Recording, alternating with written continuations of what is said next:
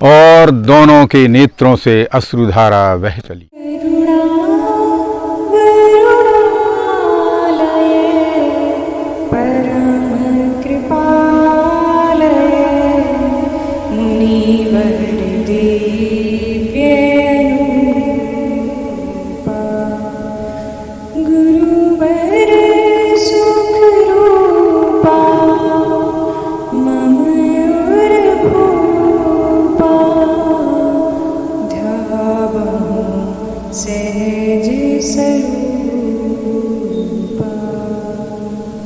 मित्रों, आज हम जिस घटना का वर्णन करने जा रहे हैं वह बड़ी अद्भुत है।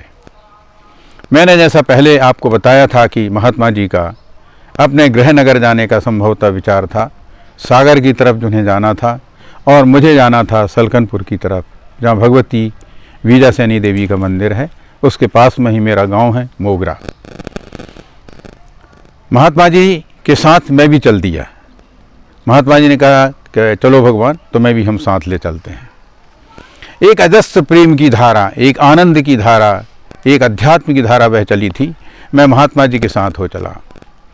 सायंकाल का समय था। हम बगलवाला से चल करके भारकच्छ नाम के एक ग्राम में पहुँचे।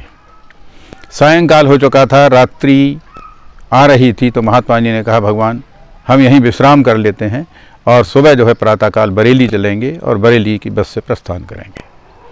मैंने कहा महात्मा जी ठीक है। रोकड़िया जी के यहाँ पर, यद्यपि रोकड़िया जी संभवतः नहीं हैं और रोकड़िया जी महात्मा जी के विषय में कुछ ज़्यादा जानते भी नहीं थे, लेकिन वहाँ पर महात्माओं के रहने का, खाने पीने का, विश्राम का स्थान था। महात्मा जी और मैं वहीं रुक गए। महात्मा जी ने स्वयं अपने हाथों से बाटियाँ बनाई, दाल बनाई और हम खाने को तैयार हुए तो महात्मा जी बोले कि भगवान घी तो है ही नहीं, बिना घी के भोजन जो है भूत भोजन के समान होता है। तो महात्मा जी ने पुनः जो है जा कर के बुलाया किसी को और कहा कि भगवान घी लेकर के आओ, बिना घी के भोजन नहीं होता है और घी के बिना जो भोजन किया जाता है, घृत के बिना देवताओं का जो भोजन है, भोग है, बिना घृत के संभव नहीं है, वो भूत भोजन के समान माना जाता है। घी आया, महात्मा जी ने और मैंने भोजन किए और वहीं रात्रि में विश्राम किया। प्रातःकाल हम और महात्मा जी जो है बरेली की तरफ पैदल चल पड़े। वो ज़माना था जहाँ ना कोई गाड़ी थी, ना घोड़े थे, ना कोई मोटरसाइकिल थी, ना कोई बस थी, पैदल ही चलना होता था। महात्मा जी हम पैदल चल करके बरेली आए। बरेली से हमने बस ली और बस पकड़ करके हम जो है बरेली से बाड़ी नामक स्थान पर आए। बाड़ी से मुझे बख्तरा रोड से सीधा सलकनपुर का बुधनी का रास्ता पकड़ना था और महात्मा जी को सागर की तरफ जाना था। मैं बस से उतर गया, महात्मा जी भी बस से मेरे लिए उतर गए और महात्मा जी ने मेरे तरफ निहारा। मैंने महात्मा जी को देखा। इतना अथाह प्रेम, इतना, उस प्रेम का तो मैं वर्णन नहीं कर सकता। मेरे नेत्रों से लगातार अश्रु की धारा बह चली, क्योंकि महात्मा जी मुझसे बिछुड़ रहे थे। भले ही क्षण मात्र को बिछुड़ रहे थे, थोड़े समय के लिए बिछुड़ रहे थे। महात्मा जी के नेत्रों में भी प्रेम की अश्रु की धारा बह चली। उसी समय सलकनपुर में एक यज्ञ होने वाला था और मेरे पिताजी उस यज्ञ में आचार्य थे।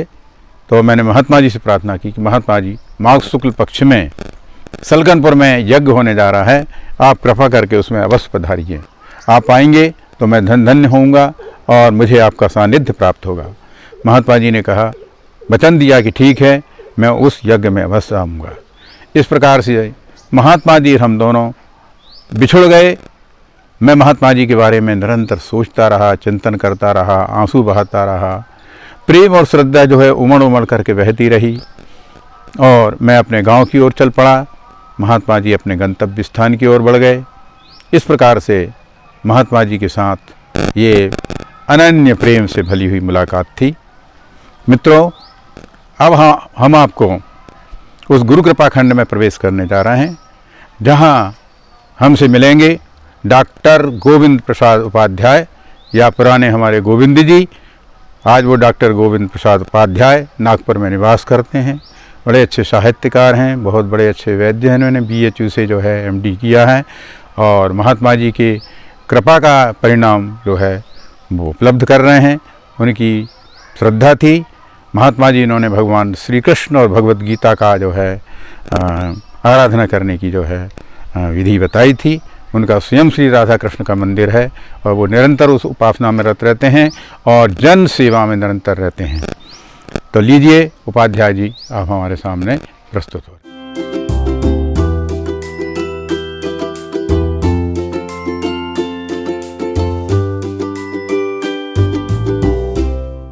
परम पूज्य श्री स्वामी जागेश्वरानंद जी महाराज एक सिद्ध योगी थे। शास्त्र का वचन है रेवा तीरे तपः कुर्यात्, अर्थात नर्मदा के किनारे तप करना चाहिए। इस शास्त्र वचन को ध्यान में रख वे नर्मदा किनारे आए और श्री नर्मदा संस्कृत महाविद्यालय बगलवाड़ा में उन्होंने अनेक साधनाएं संपन्न की। हम लोगों का सौभाग्य है कि हम उनके साथ में, उनके करीब, उनके सानिध्य में, उनके चरणों में बैठे, उनके उपदेश सुने और उनसे साधना सीखी। यूँ तो अनेक लोग हैं जिन्होंने उनसे उपासना पद्धति या साधना पद्धति का ज्ञान प्राप्त किया, किंतु श्री पंडित कैलाश प्रसाद त्रिपाठी पूर्व प्राचार्य केंद्रीय विद्यालय जबलपुर उनके अंतरंग शिष्यों में हैं। हम लोग महाराज जी को स्नेह करते थे, प्यार करते थे, प्रेम करते थे।